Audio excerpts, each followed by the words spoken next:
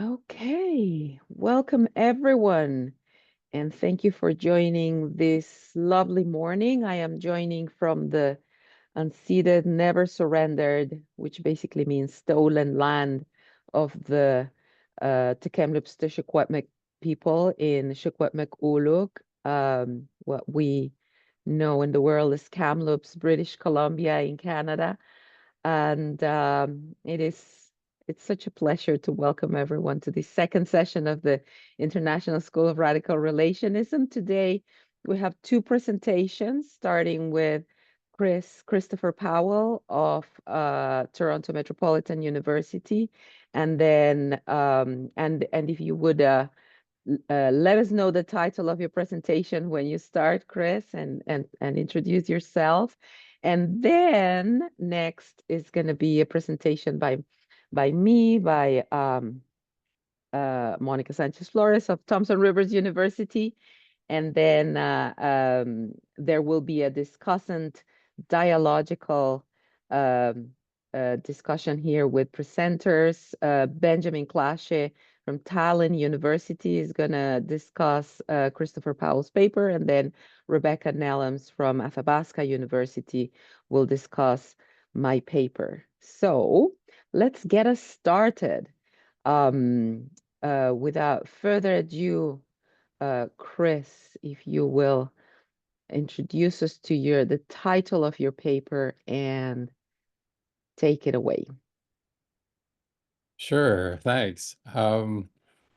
I confess I'm a little underprepared. I'm working from a paper that I drafted about a year ago, which I've never published or presented on before, which was just called "What is Radical Relationism?" Which is, yeah, and I'll get into the politics of that title. I'm going to try and be quick with time here. Let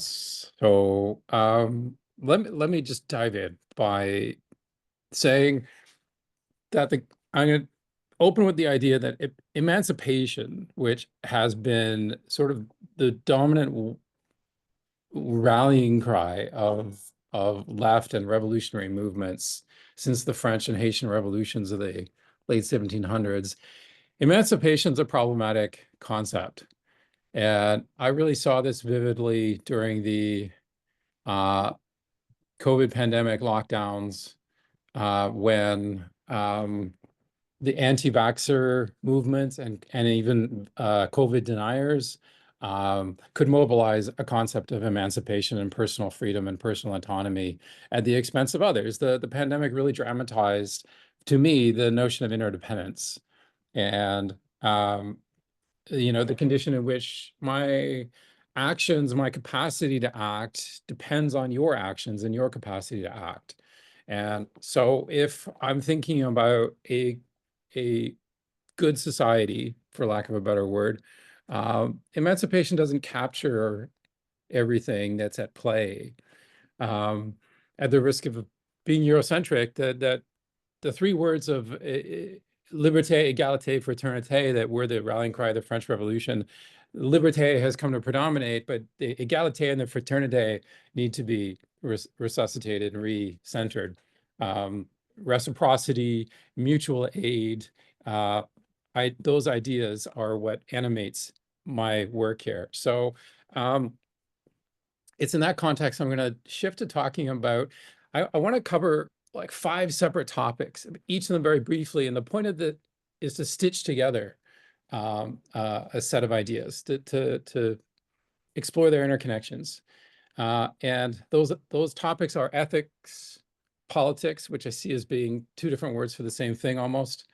Ontology, epistemology, again, almost 2 different words for the same thing, the self and the spirit. So let me dive into that. First of all, I'm going to start actually with ethics politics.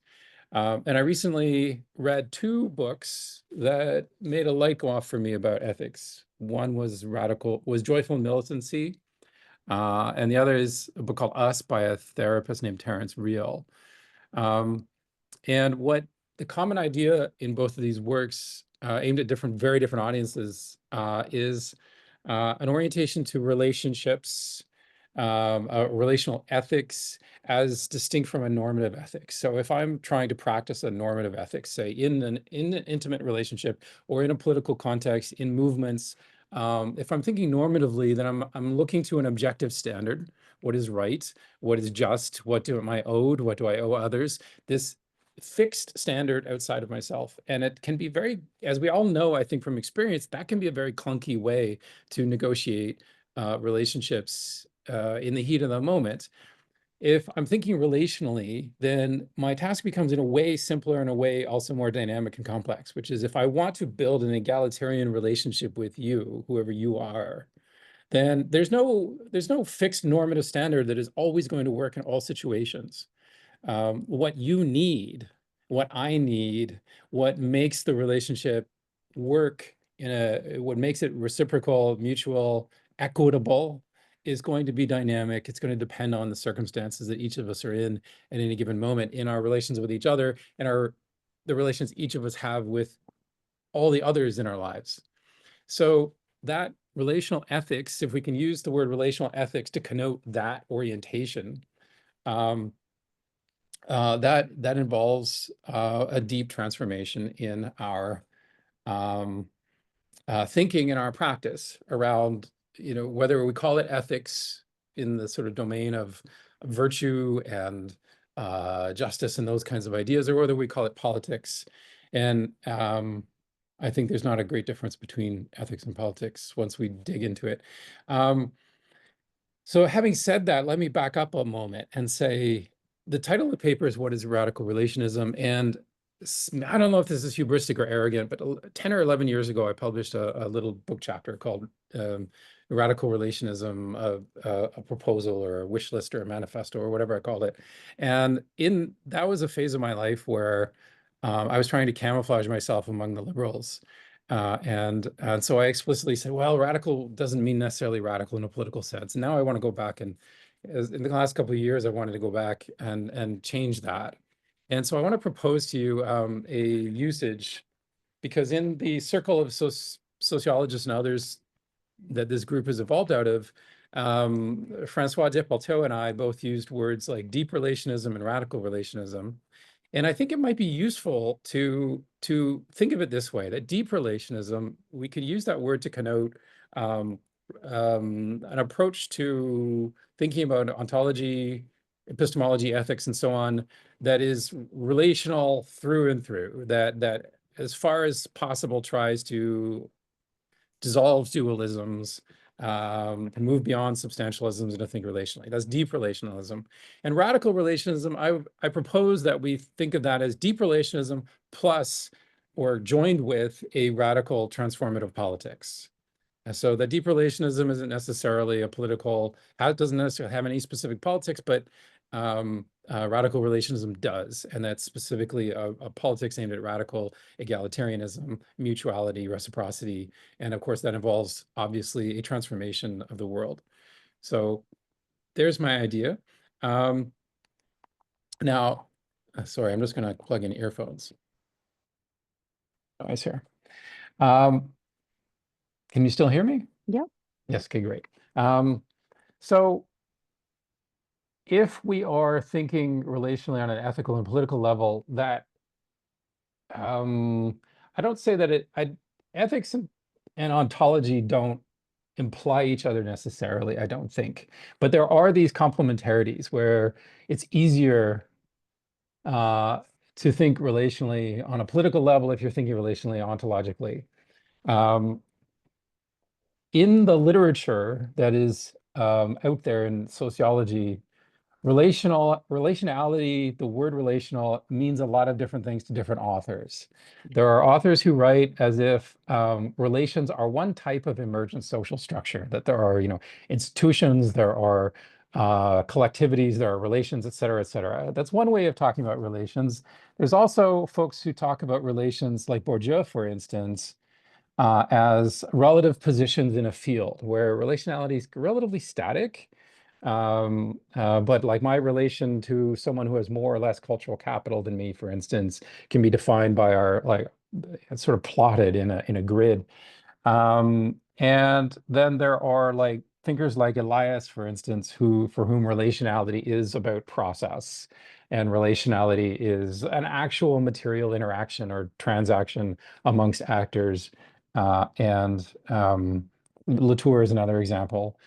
So there are all these different notions of relationality that have different sort of degrees of depth and deepness to them, and are also in different ways connected to or not connected to transformative or radical projects. So like Margaret Archer is an example of somebody who's not a deep relationist, still has kind of a two-level ontology, but is a Marxist, or sort of, anyway, has a radical politics. So I'm just flagging that there are, and within our group, we've had some discussions recently that are really interesting, where are we holists? Are we methodological individualists? And we have different positions on that. And so I want to sort of just signal that I want to say that that's okay, that we have these different ontologies. And part of why I think that's okay is when I think about my own understanding of ontology, or my own relationism, I imagine people as having different ways of configuring the relations among all of their others. And worlds emerge out of relatively shared ways of configuring relations. And when we look at human cultures, we see a vibrant matrix, a range, a kaleidoscope of different worlds constituted through different configurations of relations among human and non-human actors. And there would be something, I think, a little bit self-contradictory about saying this is how reality really is. Reality really is this multiplicity. As much as, like, on one level, that's a powerful and appealing position. At the same time, it's also a little bit of a self-contradictory position, because that statement has to apply back to itself. And maybe not self-contradictory in a bad way, in the sense of being self-refuting, but in a dialectical way. That when we adopt the position of allowing for ontological multiplicity through the multiple possible configurations of relations that we can empirically witness, then that understanding feeds back onto our own multiplicity, and that inclines us, or allows us to have a little bit of looseness in our relation to our ontology. That we go, oh, an ontology, if ontologies can be multiply configured collectively, then also as individuals we can play around with them and configure them differently. And what grounds that, the task of philosophy has been, in Western philosophy for 2,500 years, has been to ground that in some, to self-ground it somehow, to provide like an ontological foundation for ontology. But the approach that I take is pragmatic. I like Ursula Le Guin, I say we're always in the middle of doing something. We can't help but do things. What are we trying to do? And again, if we're trying to construct a world of egalitarian relations, then the approach of ontological pluralism rooted in a radical, or at least a deep relationism, accords with that. Even at the same time as it presents certain challenges. How do I live in ontological pluralism with the far right, or with climate change deniers, for instance, is a huge question that I don't have an answer to, but I just want to raise. But the point being that whatever configuration of ideas we adopt, there's going to be these difficult questions. So, and also I think when we think of ontology relationally, we very quickly get into thinking about knowledge as a social relation. And when we think of knowledge as a social relation, we immediately see that power is a dimension of all social relations. So when we're negotiating knowledge claims, we are engaged in political negotiations. And it might be helpful to say that power informs all knowledge relations, but that knowledge doesn't necessarily reduce to political relations in other senses. Latour said, science is politics by other means, but the other means are important. So Yeah, that's a little bit of a loose thread there. Just to flag that when we are producing knowledge, we are engaged in a social and political negotiation, and we are engaged in the act of world construction as we do that. And the question of what goals and values and motivations animate that and form our decisions is, of course, a political decision. Um, I want to touch on the idea of the self in relationism. Um, certain authors that I've encountered, and in particularly, for instance, Glenn Coulthard, Leanne Simpson, Kim Tallbear. These are all Indigenous writers. Have talked about relationality in terms of a complementarity between individual and community. And I think this is a really important area to explore, that in Western dualist ontology, the individual and the community being separate from one another ontologically, the question then arises, and liberal philosophy has always wrestled with this question: what does the individual owe the community? What does the community owe the individual? But always with an aim to sort of maximizing the liberty of an individual who's conceived of as autonomous and separate. And this gives rise to a whole bunch of problems that we're familiar with. And in thinking, and of course, in conservative thought, the tendency is the opposite, that to privilege the community over the individual, for the individual in the most extreme version to disappear into the community, disappear into the collectivity. And you sort of see this in fascist imagery, this fantasy of losing oneself in the community, of not having to have a self, not having to have the burden of selfhood anymore. But you also see it in medieval Christian philosophy as well, that if God sort of represents the idealized form of the community, the fantasy is to disappear, to give everything to God, to have nothing back. And I would, in the radical relationism that I'm articulating, I would incline towards seeing the question being, how do the individual and community complement and support one another? The individual doesn't disappear, the self doesn't disappear, but neither does the self assert this kind of sovereignty over the community that we see in contemporary, right-wing libertarian thinking. And so again, it's the question, and this ties back to these ontological and epistemological questions as well. If we are negotiating, if epistemological or epistemic questions are political negotiations, how do I negotiate with the other without either asserting sovereignty over the other or submitting to the other and disappearing into the other? How do I do that is the difficult question. And finally, I want to briefly talk about the idea of spirit and spirituality. And I've really been noticing, as somebody who grew up Christian and then became an atheist and is now reading a lot of what's going on the left, and I'm seeing a lot more discourse around spirituality.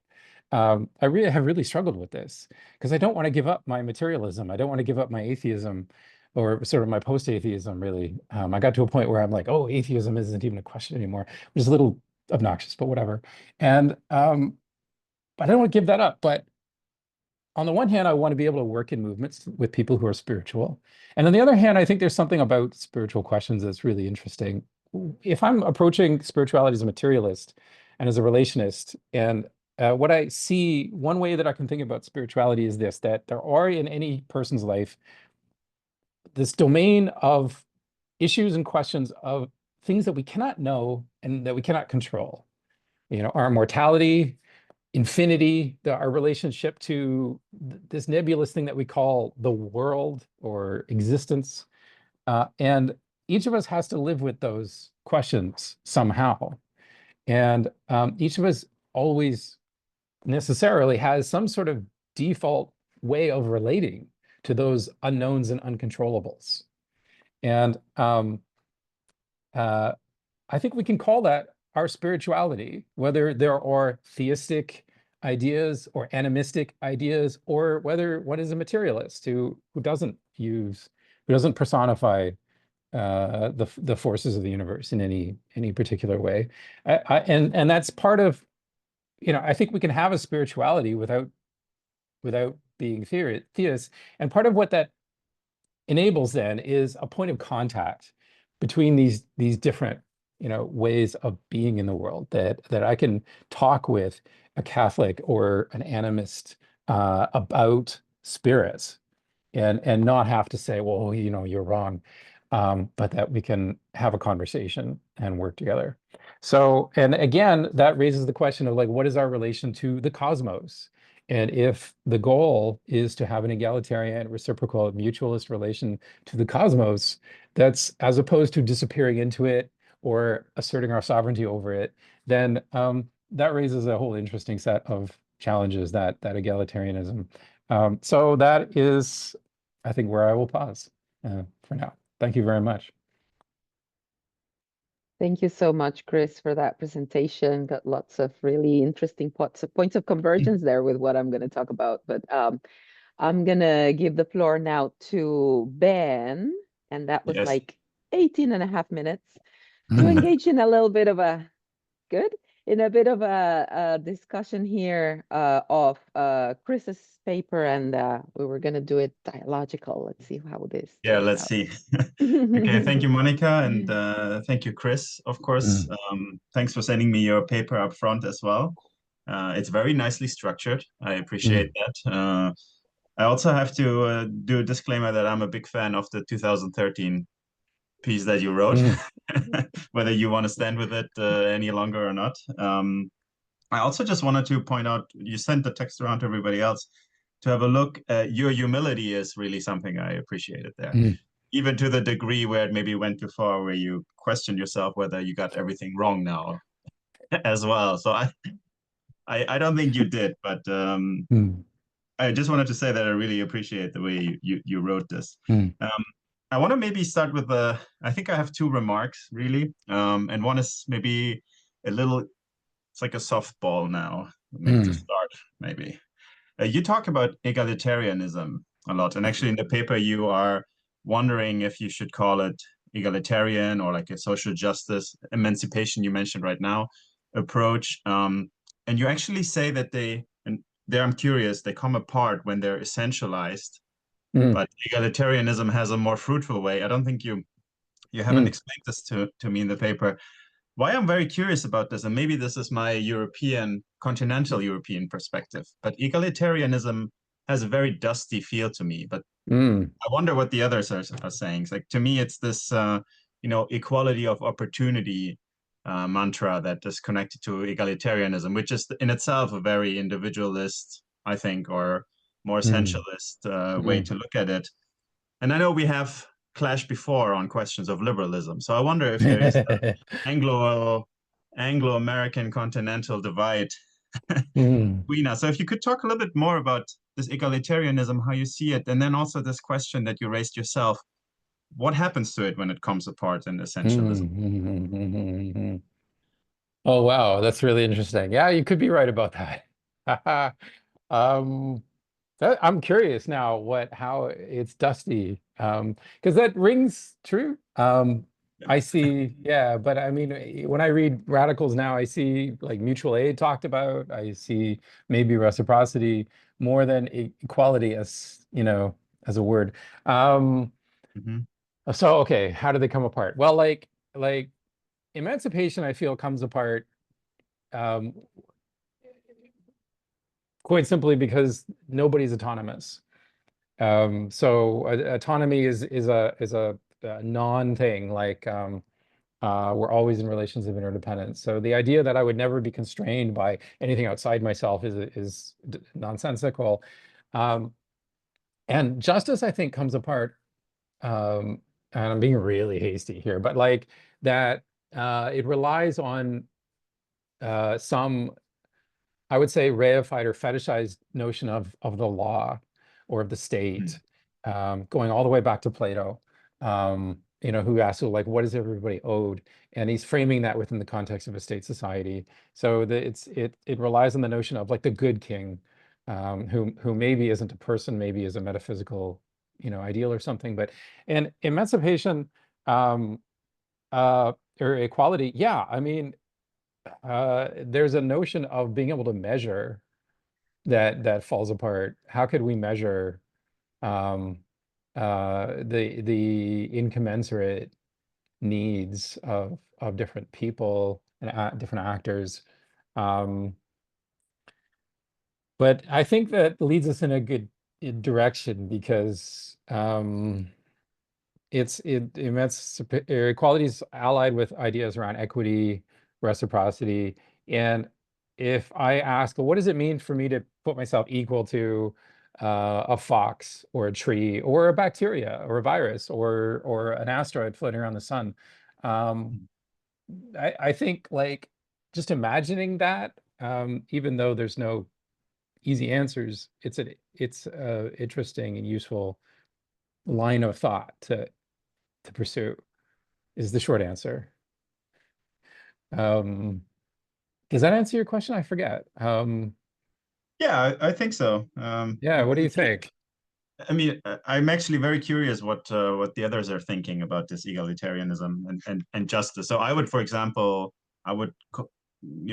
talk about social justice. I think this is the choice of word I would, or the term that I would use here.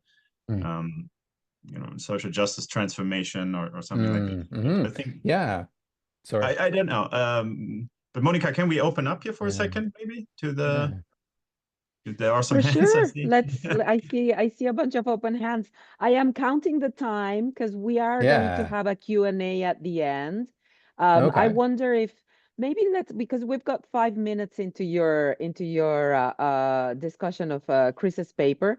How about Birgit, Jonathan, and Kevin? We keep our questions and we collapse them at the end so that we don't take just all the time on one single paper. You guys have like 5 to 8 minutes left for the dialogue, but everyone, Yes. please hold on to your questions, because it's going to be very interesting to bring it all together. And if I could add one other thing, actually, if I work from the idea that my ideal is egalitarianism, then immediately the question becomes, how do we decide that everybody is equal? Like, what does it even look like? What is the evidence that we weigh? What are the criteria? There's these huge epistemic questions that come up.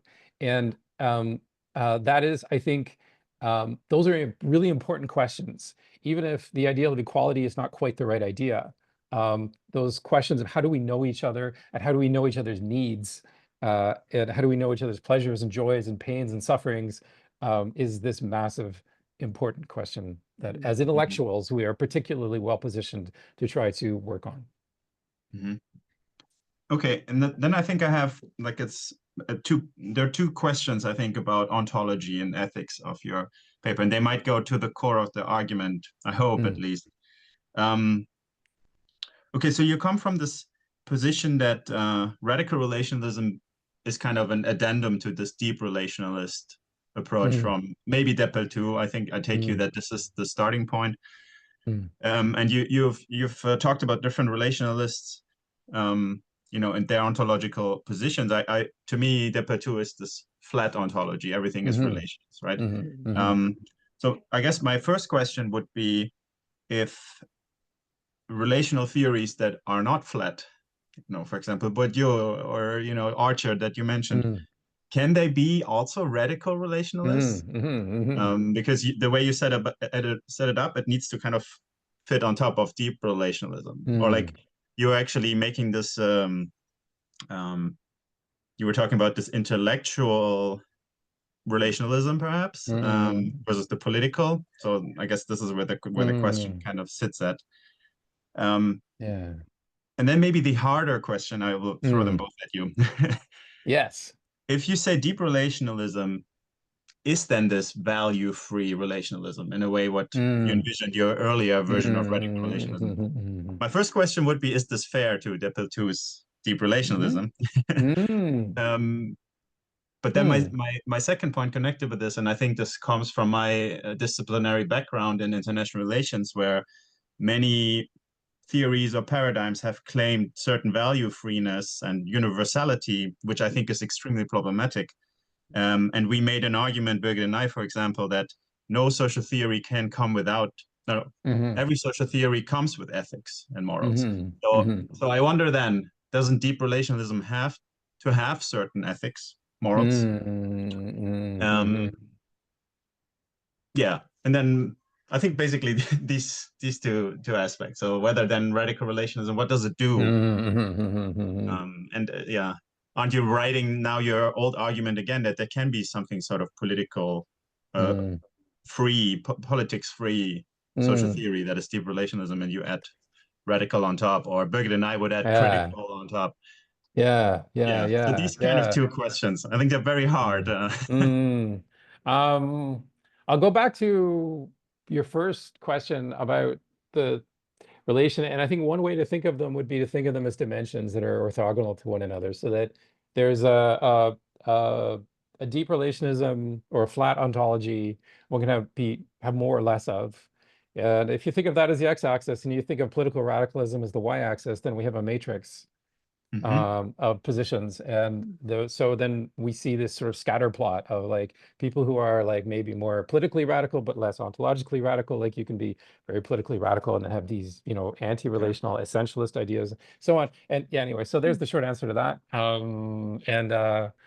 But to go back, there are sociologists who claim that their work is value neutral, and so in a sense there's an important difference there between such writers and writers who are openly political. I would say, yeah, nobody's ever not political. So people who say they aren't, there is some politics that they're not acknowledging.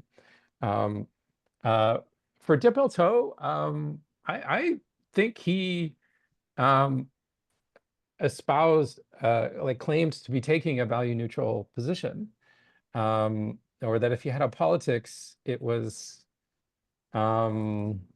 forward, that's for sure. I think maybe, like, I know from what I remember of him, like his politics were sort of centrist liberal politics. But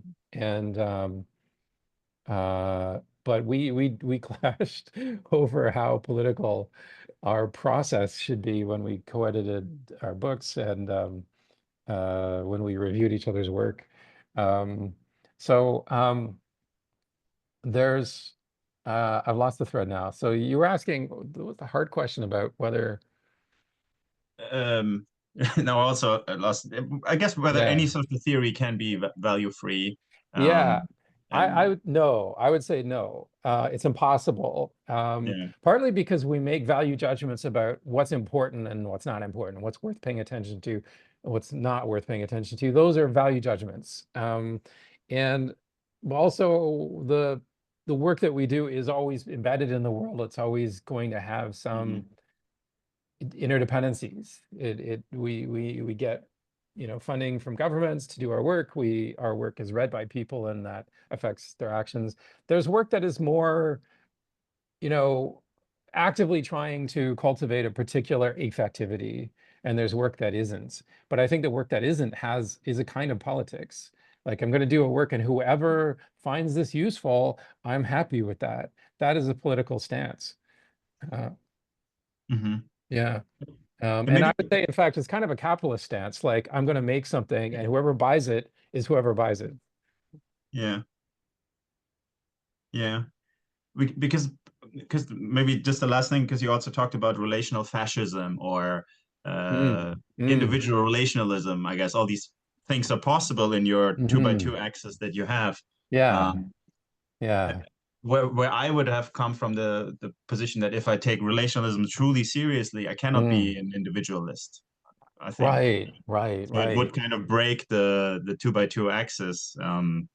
I have a comeback to that, if I may. I mean, and I would say, like, a comeback to that might be a kind of relational Durkheimianism. Like, if you look at Durkheim's work on the constitution of individuality and what he calls the cult of individualism, like he provides a sociological explanation of how it is possible to be an individual. And one could take that work and go, yeah, this is great. People should be individuals, and obviously we need certain social resources to be individuals, and so we acknowledge that, and we want to try and cultivate. And in fact, that is the position taken by the more sort of left wing of liberalism, that like social liberals, like Rawls or the social democratic welfare liberalism that comes out of Keynes, tacitly acknowledged. Like I could probably find better examples, but yeah. So we could say individualism is a great thing, and we're going to make that our goal, but we recognize that that is relationally constituted. Yeah. Anyway. Yeah, I think our time is up. Thank you so much. Time is up. Well, I just wanted to be aware of time and give everyone a chance. And I'm next to present, so I'm going to give myself a chance because I'm going to talk about individuality and the problems with individuality. So it comes in at a good time. All right, so I'm going to start by saying I acknowledge territory where I am, and I also wanted to invite everyone to think and reflect about the land that you're standing on, and whether it's stolen land or it's it's probably stolen. But anyways, just thinking about it and thinking about being grateful for being there. All right, let's start with my presentation that I am titling at this point, Radical Relational Individuality, or a Decolonial Expansiveness and Freedom. I have also talked about it in terms of decolonial shared humanity. Anyways, I'm going to start, and I prepared a presentation that I'm going to read because I don't want to go off in a tangent. Okay, so in this paper, I proposed the term radical relational individuality, and I explore this concept's ethical possibilities for the embodied individual person from a radical or deep relational perspective, and also from a decolonial approach by Latin American scholars. Let me, this is a bit, let me just adjusting, sorry, there we go. Okay, the notions of human individuality, liberalism, human rights, and cosmopolitanism conceal their coloniality in the name of a modern civilization. So coloniality is rooted in the colonial history of Europeans, kidnapping people from Africa to enslave them, and they dispossessed and exploited indigenous peoples and racialized non-Europeans. In this paper, I explore the invisible collusion between the processes of racialization, colonialism, and colonial definitions of what it is to be human, which have produced the modern and liberal hyper-individuality, who is autonomous and supposedly free because of this autonomy. To this day, coloniality and hyper-individuality influence definitions of human rights, social justice, and cosmopolitanism. So the concept of radical relational individuality that I propose allows for simultaneous pragmatic recognition of persons as embodied and vulnerable clusters of relations embedded in their human and natural environments, co-creating themselves and their experience with their relationships and relations in their environments. Radical relational individuality's embodiment makes this entity vulnerable, an organism who will eventually die. However, I propose that this vulnerability, when embraced within an ethic of love and healing, can itself be the source of this relational entity's freedom and power, following the teachings of Bell Hooks. So radical or deep relationality for our audience embraces two commitments. The first one is that relations are the central unit of analysis. Everything and everybody is made up of relations, and or is an epiphenomenon of relations. The second one is that entities and organisms, such as the radical relational individual, are involved in co-creating themselves and the relations that produce them. Another general assumption here is that because liberal individuality is already an organizing principle, because it's already of productive and legal institutions in late global capitalism, and because human beings as organisms come packaged in individual bodies, human individuality remains an aspect of contemporary political theory. Thus, the need for still thinking about individuality. But I am proposing to see it as radically relational. So I start with a decolonial approach. Maldonado Torres defines coloniality, and I quote, as long-standing patterns of power that emerged as a result of colonialism, but that define culture, labor, intersubjective relations, and knowledge production well beyond the strict limits of colonial administrations. So let me just try something here because this is kind of frozen. There we go. So people all over the world today experience coloniality within the colonial matrix of power conceptualized by Abel Quijano, which refers to the experience of the paradoxical relationship between the emancipatory powers of modernity and its colonial impulse to violence, death, and dispossession. But decolonial scholars do not start with the civilizing mission of secular colonialism of Northern Europe, but with the Christianizing mission of the colonial powers of the Iberian Peninsula, Spain and Portugal, backed by the authority of the Pope. So Enrique Dussel says that the year of the birth of modernity is actually 1492, when Cristobal Colon or Christopher Columbus discovered the Americas. So it was this moment when Europe encountered what it perceived as its absolute alterity. And they questioned and doubted the humanity of the Amerindians, peoples whom they had never encountered before. So Walter Mignolo talks about the colonial Catholic global designs. So the global designs is a thing that's going to come back. That started with what he calls the Orbis Christianus in the 16th century. And this is framed with the discussions there by theologians like Francisco de Vitoria, who discussed whether the peoples of the Indias Occidentales or the American continent today were human at all. And Las Casas also engaged in such learned disquisitions. So in 1537, the Pope declared the Amerindians, they were in fact human. Yet it is important to know that assigning humanity to the colonized assumes the authority to articulate who is and isn't human. This defines what Mignolo calls colonial difference, where the colonizer assumes he has the power to control knowledge. In the colonized Americas of the 16th century, the Christian Catholic humanists were the ones who considered themselves then authorized to speak for universal humanity. The Orbis Christianus of Catholic Christianity in the Spanish and Portuguese empires preceded the secular civilizing missions of the later Western empires. Another important concept in Enrique Dussel's is Enrique Dussel's ego conquero that complements the Cartesian ego cogito, mediated by what Ramon Grossfogel calls the ego extermino. So the ego conquero is the certainty of the self as conqueror, based on the permanent doubt and skepticism about the humanity of the lesser other, or what Maldonado Torres calls this Manichaean misanthropic skepticism. The conqueror is a principle of power in the colonial construction of the individual self, who at the time of empire became associated with European men. Who conquer and are also skeptic about the humanity of the conquered.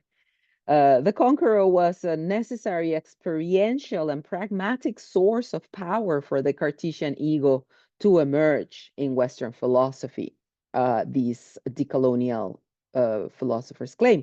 And remember, the cogito is the certainty of the self as thinking substance based on methodic doubt about the reality of experience. The conqueror, Dussel tells us, predates and preludes the cogito because the conqueror is the certainty of the power and superiority of the conqueror based on systematic doubt about the humanity of the conquered other.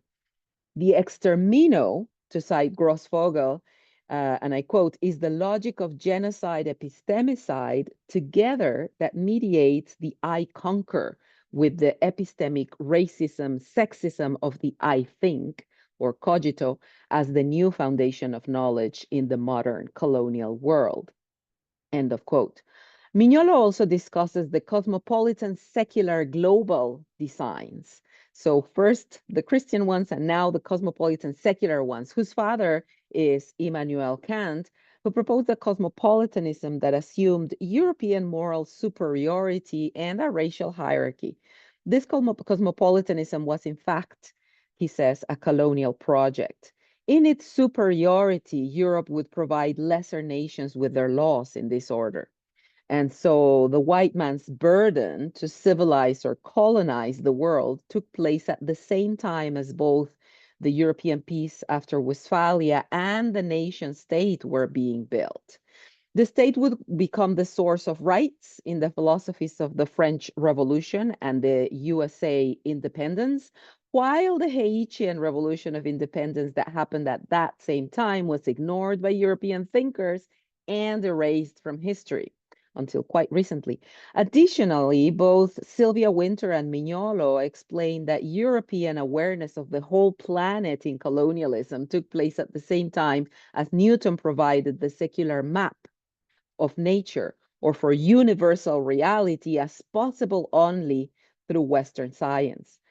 Eventually, and I'm jumping way ahead in history, after the creation of a stable state system, the first globalization under colonial rule until 1914, and 2 world wars, the USA and Western powers consolidated their colonial power on the global order based on the same global designs, this time with the 1948 UN Declaration of Human Rights and the state system under Bretton Woods. So Mignolo says that the 3 acolytes of modernity coloniality that form such continuity for such universal coloniality are, first, the Orbis Christianus of Catholic coloniality from 1492, as we have heard, then Kant's perpetual peace and cosmopolitanism prescribed for the emerging nation-state system, and third, the UN Declaration of Human Rights. And these 3 acolytes, I would say, support the eventual creation of that cult of individuality we already have referred here today, whose ideal form is abstract liberal individuality, or the rational individual who is free because of its rationality and is posed as a powerful modern entity whose colonial roots have remained concealed. The rational individual who knows, or ego cogito, conceals that an irrational one that postulates himself as superior and normalizes genocide, epistemicide, and extermination of peoples even today. The ego extermino by the conquering self, or ego conqueror, whose existence depends on racializing and abasing the conquered other and then hiding that abasement. In political theory, hiding them in plain sight, I would say.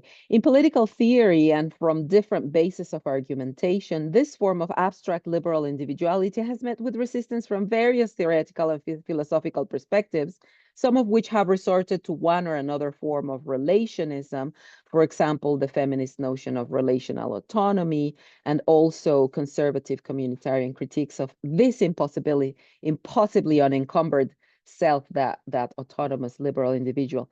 In contrast, I don't want to use those co-determinist relational liberal frameworks. What I want to use is to bridge towards the radical relational individual is Donna Haraway's metaphor of the cyborg, a hybrid creature composed of organism and machine, to bridge my discussion to this radical relational individuality, a notion I propose more akin to what we all embody as organisms in late capitalism. In this radical relational framework, then, we need to ask what the possibilities are for freedom for those radically relational individuals embodied and embedded in organics and social power structures whose bodies are racialized and othered. I propose that if we see the cyborg as an embodied, radically relational entity and shift the perspective from individual freedom as autonomy to radical relatedness, we can come up with a way of conceptualizing freedom for embodied people that radically rejects the program of coloniality in modernity. So cyborg's borders between organism and machine are unclear, and in my interpretation of cyborg, the machine is not just the material metal mechanism it evokes. It also refers to other forms of modern technology or organizational principles, such as the liberal notion of individual autonomy, which has both emancipatory and oppressive potential. The radical relational perspective opens up the possibility of going beyond the well-treaded determinist or co-determinist conceptual paths of political theory and into the cyborg mesh of modernity, coloniality, and late global capitalism. It also helps us consider seriously the political standing and aspirations for freedom and emancipation of this hybrid when we envision cyborg as the most vulnerable relational subjects beyond their victimization. So radical relational individuality refuses to be anthropocentric, as this expansiveness in radical relationality is aware of its embeddedness, its exchanges, relations, and relationships with other persons, and as an organism or as organic matter embedded in its natural environment. This will set the ground to reject the modern colonial notion of universal humanity towards what Mignolo calls decolonial cosmopolitan localism. And it's localism because it privileges the local perspective of ancestral knowledge in land and territory where the embodied relational individuals find themselves. And this also discloses the potential for rejecting the imposition of the supposed universal truth for an openness to diverse ways of knowing and being embodied in the land, and open to what Escobar calls pluriversality. Mignolo also uses that term. So the theoretical exercise of posing a radical relational individual can help us think about persons towards decolonial cosmopolitanism as shared humanity based on expansiveness and compassion.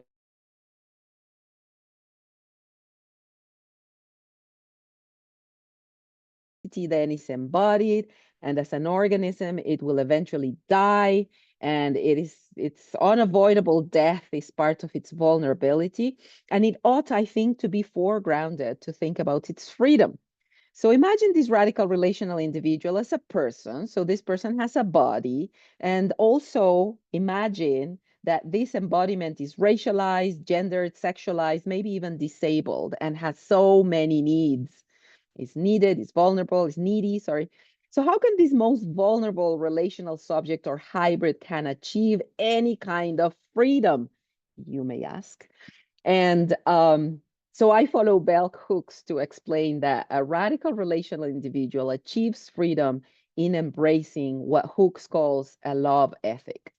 So Hooks tells us that before she could learn to love, she needed a good definition of love. So she embraces M. Scott Peck's definition in his well-known A Road Less Traveled, who defines love as, and I quote, the will to extend oneself for the purpose of nurturing one's own or another's spiritual growth. Come back to spirit there. We can also chat about it in a minute. Extending oneself then is the basis for this expansiveness that I'm proposing here. And it is an ability that needs to be cultivated. And we do so by seeing love as an action and not a mere feeling or emotion. So it entails the willingness to extend oneself. It cannot be forced or coerced. You have to will this as the conglomerate of relations that you are. It is a choice to extend oneself, to nurture growth, one's growth or someone else's. And it entails disrupting barriers that stop us from loving. Hooks says that we disrupt such barriers by facing our own trauma and engaging in our own healing. So this will to extend or to expand ourselves entails the choice to heal in order to be able to love. Hooks tells us that, and I quote, it took years for me to let go of learned patterns of behavior that negated my capacity to give and receive love, end of quote. Freedom is in the letting go of those patterns of behavior rooted in trauma that reduce our capacity to love and thus to extend ourselves. By this letting go, but this letting go is not easy. It entails devoting time and praxis to healing trauma. It is a choice, and it entails action, engagement, and investment. The freedom of a love ethic produces is lived in seeing love as a verb, so active, and not as an emotion or a feeling, which is passive or something that happens to us. Again, Hooks says, and I quote, to begin by always thinking of love as an action rather than a feeling is one way in which anyone using the word in this manner automatically assumes accountability and responsibility.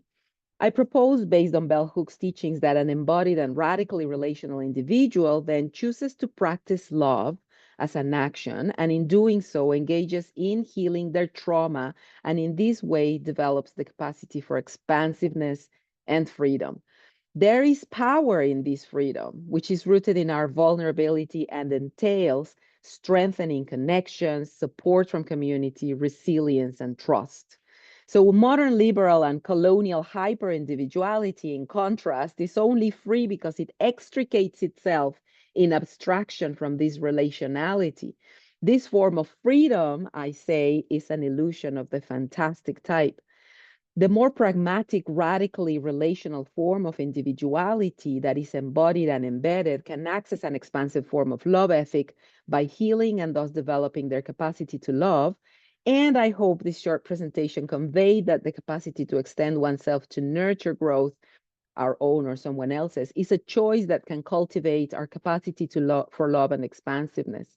This can help embodied individuals envision and access a more genuine relational type of freedom. And this type of freedom, when properly and mindfully cultivated, can be a source of power. And I still need to discuss this more thoroughly in the paper. But a radical relational type of freedom, then, one that embraces a love ethic, is prepared to effectively embrace anti-oppression.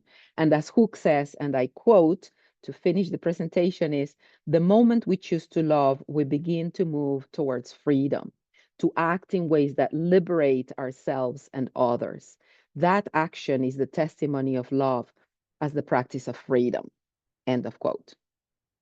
And that is me. Oh, 20 minutes. There we go. All right. Thank you very much. And now I am opening the floor for Rebecca. Thank you so much. Are you able to hear me okay? Okay. Thank you so much. I want to just, how long do we have for a dialogue, Monica? Let's say 10 to 13, Okay. 10 to 10 minutes, just to allow for people to engage as well. Okay, first I'll just acknowledge that I am joining from the ancestral lands of the Lekwungen-speaking peoples, today known as the Esquimalt and Songhees nations, in a place called Matulia, also colonially known as Victoria, BC.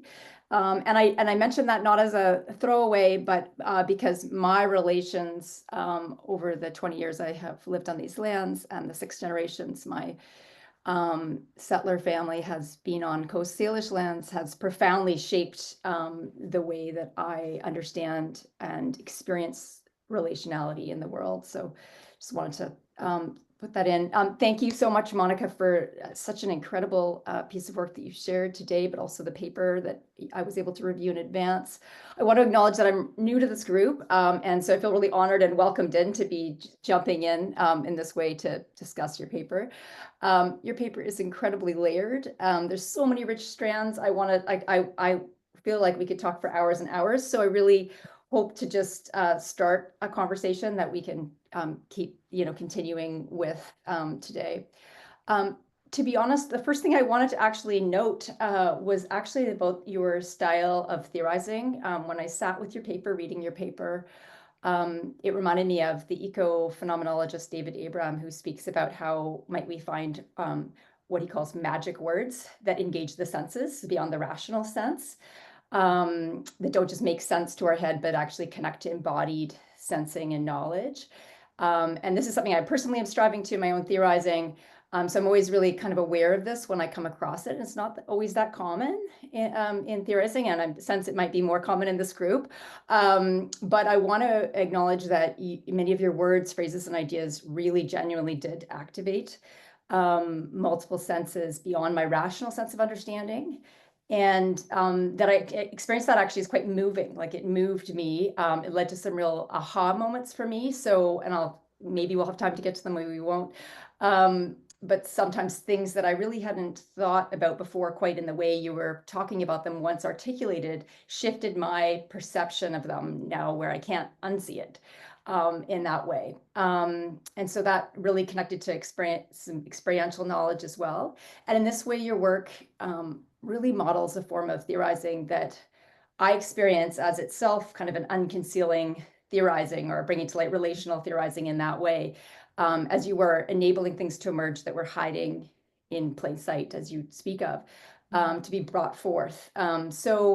One way I see your work is actually as a form of counter-hegemonic theorizing as compared to liberal colonial theorizing, which engages the invisible collusions with the colonial knowledge systems. So, and I wondered if this capacity for these magic words, to use David Abrams' words, is, or perhaps embedded expansive theorizing might be another way to talk about it, was or is a reflection of the embeddedness of your thinking and writing in the relationalities of your life. And I found myself continually wondering, what were the other, you talk about so many relationalities of different strands of thought and theories within your work. And then you move to this conception that you draw on Bell Hook's conceptions of expansiveness and her ethic of love. And I found myself wondering, wanting to know more about the other relationalities and experiences in your life, in your thinking, in your theorizing, that led you, for instance, to Bell Hooks, or down this path to this concept of embedded expansiveness. So that's my first opening. And this is dialogical, but I also don't want to, you don't feel forced to answer that question, just whatever comes up for you, I'd love to hear. Well, thank you so much, Rebecca. It's quite an interesting thing to think about the relationalities that as you were talking about the paper and how I put it together. I'm not really sure why this is not turning into, is everyone seeing still, Rebecca, into the speaker mode? Anyways, it will probably win. Let's see, maybe immersive. Oh, no. No. It's not going to work. Sorry, I'm just trying to fix here let's just go to gallery. So the relationality, where I come from, oh my God, I've come to the relational perspective and the deep relational perspective, and eventually the radical political relational perspective, as Chris was describing it, through a long path. I started talking the very, very liberal way of thinking, but trying to incorporate the reality of compassion and what I call the hermeneutic of the heart. And so I come from a social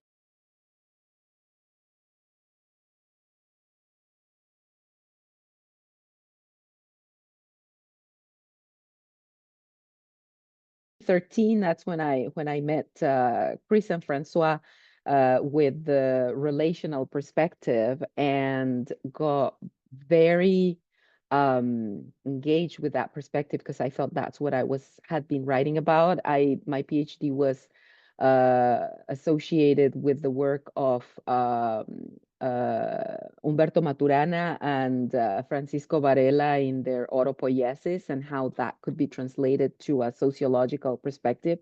I went through Niklas Luhmann, but he never quite satisfied me, and eventually I found out or realized that it wasn't that satisfying because he was very disembodied. There's no embodiment there for right for those in that autopoietic. And I had the privilege of meeting Humberto Maturana, and he was very not happy with what Luhmann had done with his biological theory of autopoiesis to translate into social systems. So I kept searching, and eventually found this group, and the more relational way of thinking, which has brought me back to embodiment, etc. But I keep telling, I keep apologizing to my students because that's the way in which we're formed. I have to go back and decolonize my work, and I'm now working on a book on processes of racialization. So I think this paper is going to be very much the central part of the book. It's going to come apart in bits to make that book, I'm thinking. But what I'm also constantly telling, or apologizing for, is that I keep thinking as a straight white dude, and it comes out, and I'm actively resisting and coming to ways in which that relationality can come up. And therefore, the book I'm writing right now is based on this kind of theorizing, and also on an autoethnography with processes of racialization that are, of course, embedded in all other kinds of relations. So I hope I answered your question there. Yeah, thank you so much. I think I've only got a few more minutes and I have so many questions, so I'm just gonna see if I can collapse a few into one. One of the things most striking to me immediately upon reading your work or hearing your work is the term itself, relational individuality, that combination, along with seeing, you combining like shared humanity. And so I see you purposely clustering concepts in new ways with this explicit intention of retaining the individual and retaining the humanity through recasting it. And that really piques my curiosity because it steps in towards those terms rather than distancing oneself from them, which I think is more common, and certainly in myself. And that feels really profound, both in terms of this autopoiesis, in terms of which you speak. So the thinking being that when a system is struggling or unhealthy in some way, that the way to bring it to greater health is always to connect it back to itself more. And it also seems like an active refusal.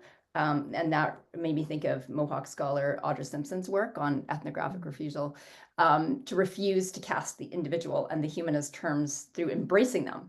And how through this embrace, as it were, you're able to recast them in this entirely new way, and refuse that binary of individualism versus relationism. And I think that's super, super helpful. I kept thinking of Audre Lorde. So in the Master's House, but anyways, that's for another day and conversation. This really primed me to start noticing throughout your work how one of the things you seem to be doing is showing how different ontologies or worldviews enable radically different conceptions of concepts. And for me, one of the greatest experiences of this, reading your work, is the way that you relationally wield the term expansive. And this was a real aha moment for me because, like, by advancing your concept of expansive embedded clustering, you put into like sharp relief for me suddenly what seems like it should have been obvious along, which is namely that not just is this concept of liberal, disconnected, unencumbered individual like a complete delusion, like I can't even breathe right now without being in relationship, right? But that this notion of colonial and capitalist expansion is a total myth.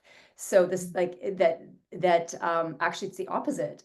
And I think when we're so overwhelmed by the encroachment and domination of colonialism, capitalism, this colonial matrix of power, it feels very, on the one hand, very expansive, but when you consider like the carving up of the world, the encroachment, abandonment, like the logics of disconnect, in which it's entirely based, you show, like at one point you reference Northern Europe distancing itself from Portugal and Spain, and it shows how this move is this infinite splintering and destruction. And this is like I just can't now unsee this. This is a really like a huge aha for me to experience that. And so this profound irony of this image of colonialism as expansive when actually it seems like it's the opposite. Okay, so I'm trying to combine a couple things, so I know I'm out of time. But I just jump to this point that at one point you throw out the concept that in the paper that maybe one might advance this notion of global solidarity as self-interest. And on the one hand, that terrifies me as this dangerous idea. Like, are we doubling down on this egoic thing we're trying to fight against, or struggling with? But on the other hand, I wonder if it's also part of this radical cyborging you're doing, where you're like, trying to change the code, the codes of the machine using the coding of it itself, right? This like, and so I don't know if you have any thoughts about that or what comes up for you when you hear. Yeah, no, thank you so much for that question, Rebecca. My answer is that I wrote with Serena Girard a paper that's called, based on the analysis of what happened during the pandemic at a transnational level with the COVAX facility that supposedly wanted to vaccinate the world, and it's an analysis of that policy, how it was implemented, and how it basically failed badly in doing anything for the world. but a colonial kind of approach, and it's compounded there with vaccine nationalism. So the idea of global solidarity as self-interest was again trying to use those well-known concepts, but and I totally agree with you, the logic of Audre Lorde with how are you going to use the tools of the master to dismantle the house. I think you can. I just have to change the way in which you see those tools, or maybe change the perspective, and then break them all up and see what you can use. I think that self-interest to me was glaring in the pandemic. And then I was even thinking, and this is another idea that just popped into my head, is to think about the pandemic got us all very, very aware of that interconnectedness, but also at the same time, the logic of colonial me for nationalism and state-centric, my power is the one that ruled, that went against the self-interest even of that colonial power, because those and here the logic is they left the world to produce variants, and those variants kept coming back and making the pandemic deeper and longer. And so global solidarity as self-interest is more like that expansiveness in the terms of the ethical, compassionate expansiveness, makes you aware that you're so interrelated, and that radical relationism is so deep and profound that anything that I do to hurt the other, the racialized other, hurts me at the same time. And that is where that global solidarity, a self-interest, it comes in as a concept which is not self-interest in the individualist way, but in that relational way. And it's only in that relational way that you realize that solidarity is in your better, and it's similar in your better interest, similar with climate change and the way in which the world is experiencing it. It happens. The food carbon footprint of the U.S. is huge, and yet they're paying it in the other side of the world, and this kind of thing. It's just that for clarification, and we still have some time for people to raise their hands and pose questions, and very much looking forward to the discussion. Yeah, Jonathan, thank you so much. Yeah, thank you both, Chris and Monica. I want to jump back a bit to when we had this discussion on egalitarianism and raise kind of two questions, one perhaps a bit easier, one more difficult. So just as a bit of background, I think we really share a perspective. I also don't think egalitarianism is stale, or I characterize my kind of position as a relational egalitarianism. You do, I saw in the paper that you kind of disentangle this from the concept of justice. I don't think we have a substantive disagreement. I do think that justice requires that we treat and regard each other as equals. But that I agree that when we talk about justice, it's not, this ideal justice that, in the heavens, and we have, I think principles of moral principles in general are hypotheses to be put to the test, that, they arise from the problems we share in a community. And so instead of, saying what it means to be equals in some sort of ideal form, it's something that's always an ongoing dialogue. But with that in mind, so two questions: what is an egalitarian social relation?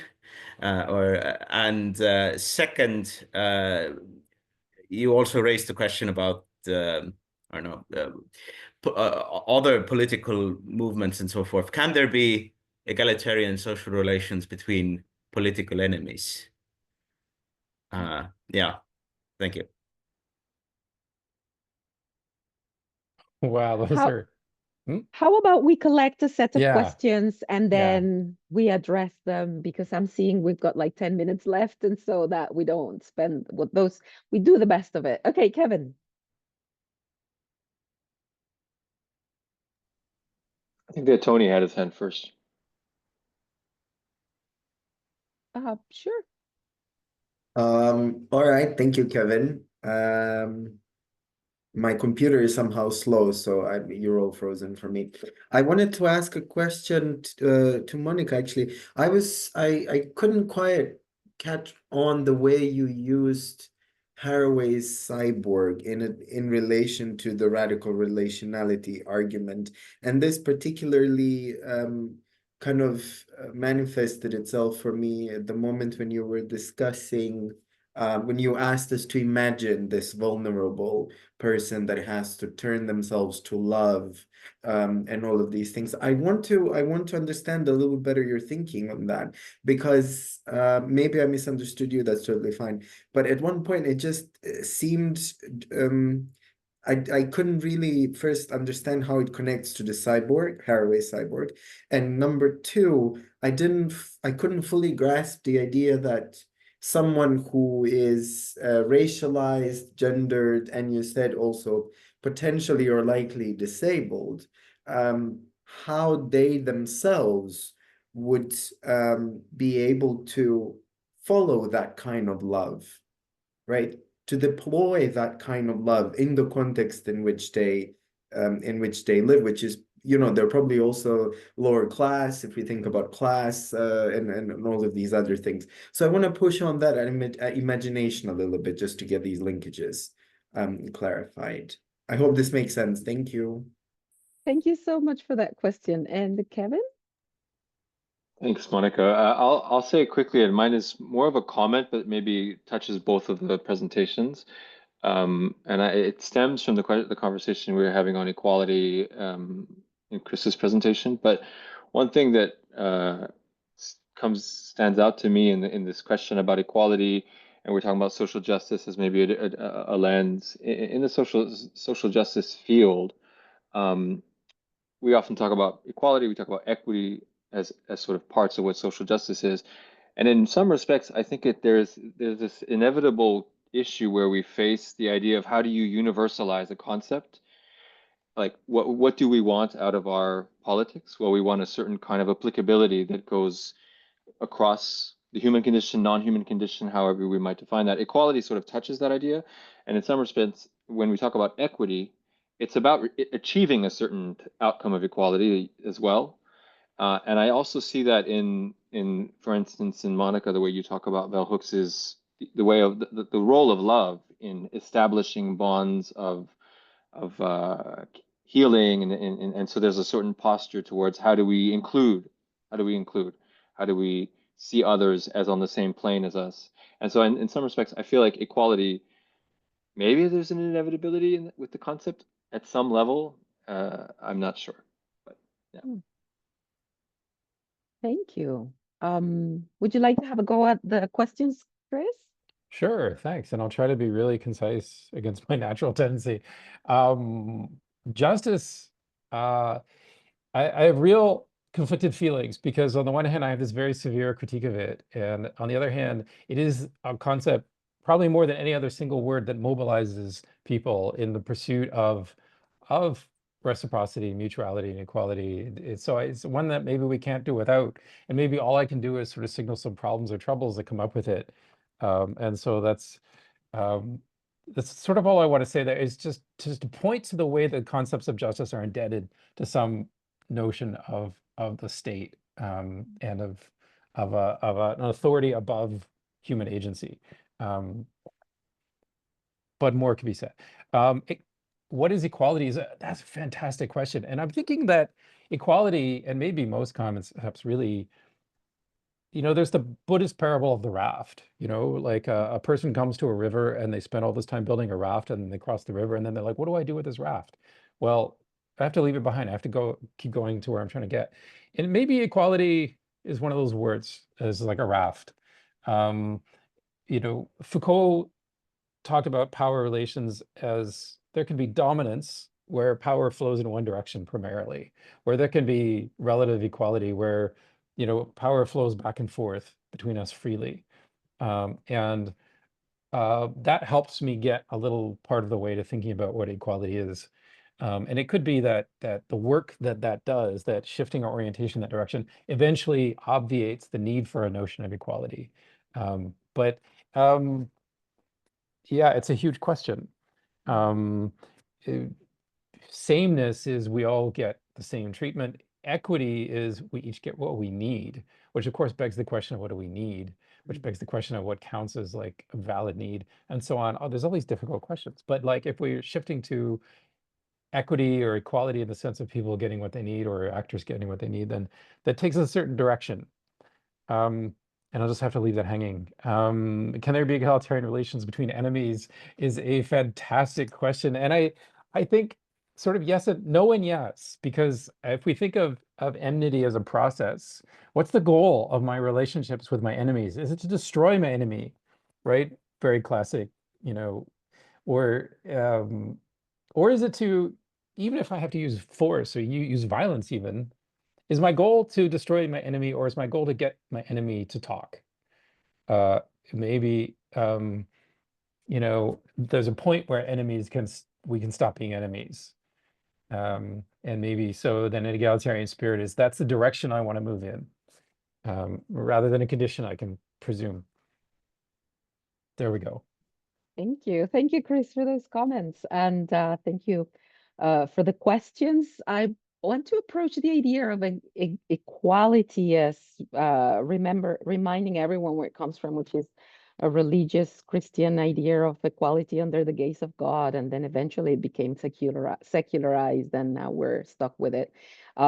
Equity actually was a concept proposed not by philosophers, but by policy people.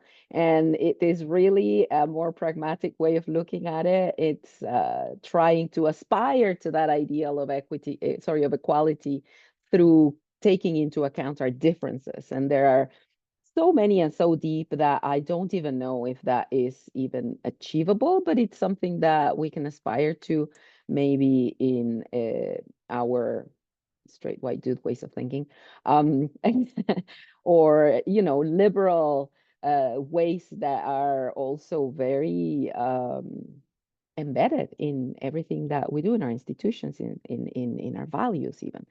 And so I always say we're all equal, but some more equal than others. And so that also kind of underscores how it is that in actual embodiment and lived concrete reality, these kinds of theories and concepts we propose can help us work towards posing an ideal, perhaps, world that we aspire to, but I don't know if in the process of aspiring, and we need those ideals, it's even ever a possibility or a reality. About the question on the cyborg, it's thank you so much for that question. And yeah, I kind of got really quick through it in the presentation, but the idea is to have something, a concept that is a well-known concept that mediates between that abstract notion of individuality that has been criticized by more communitarian perceptions and also conservative ideas of you know, the relationship there between this duality, and just get rid of the duality and talk more about how these are all basically an meshings of biology and then the machine. And I know very well that cyborg, it invokes like these visions of robots with organic parts. And it has been appropriated for that vision, but it also, to my theorizing purpose, is the biology is also foregrounded, and then the machine is, it can be the metal or the wood or whatever tools we use. The tools, the concepts that we use, and the legal systems and the organizational systems that we use, I consider also machines. And so, in a way, abstract liberal individuality is a machine. In a way, radical relational individuality is also there, the cyborg, to bridge between these two things, and so get to the radical relational individual, who I invite people to think of as this radical, vulnerable, relational, vulnerable subject, because when we think about the powerful individual, or when the powerful individual comes to mind, it's almost always this European rich, educated person, male, right? I mean, I was just showing a video the other day in a class, and it has this progression from monkey to civilized. It's recent. It's like last year's, and the guy at the end is a man dressed in Western clothes and reading. And it's like, you can't be more obvious than that. So think about this RRI as a radical relational subject that has all these needs and all these wants. And what I'm proposing is that this idea of expansiveness is a choice that everyone can make. And especially, not especially, but when you think about enemies, for example, this is a very interesting thing, because can you extend yourself in love to that enemy? And my answer to that is something that I pragmatically embrace and is a source of power, is yes. And it's hard, and it involves forgiveness, and it may also involve a bit of spirituality there for what you were talking about, Chris. Um, uh,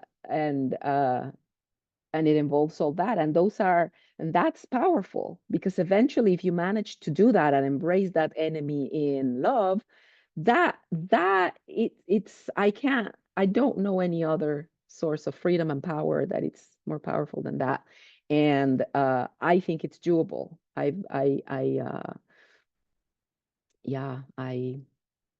try and practice that, and it's not something you achieve overnight, but it's doable, I think. Yeah. Anyways. Yeah, just to quickly, thanks for that. No, I picked up on both when you mentioned earlier that you also worked on Maturana and Varela, and I see that you try to transition, because I work on cybernetics, and I work on these systems, and I picked up on this. I do think that the challenge, I agree with you in a sense that everything can be seen as a machine, and to some extent, Yukui argues that we live in a giant machine, the planetary machine, right? But then the question again is almost like Haraway's question from 2016. What kind of relations are we fighting for? What kind of machines are we fighting for? What kind of machines? And that critical aspect of it is very important. So I sense that as well. And I also wondered a lot about, because this is very individual, radical kind of politics in the way that you do. And the difference between Haraway and you is that Haraway was very explicitly situated within the socialist Marxist tradition. The cyborg is a socialist being, right? And she says that many, many times. And I wonder what kind of relationship your view can have to Haraway and socialist politics, which she never kind of, in a sense, moved away from. She always invokes that image back and Well, back. I would say that's why I go to the radical relational individual and don't stay with the cyborg. I just use that metaphor to bridge towards what I'm proposing, which is a radical relational individual that's expansive, that's free, that is radically vulnerable, in the sense that I have explained. And I realize it's 8:30 and we could keep chatting about all these. I think for the rest of the day, I could anyways. But now I'm gonna thank everyone for joining today. And I'm gonna stop the recording.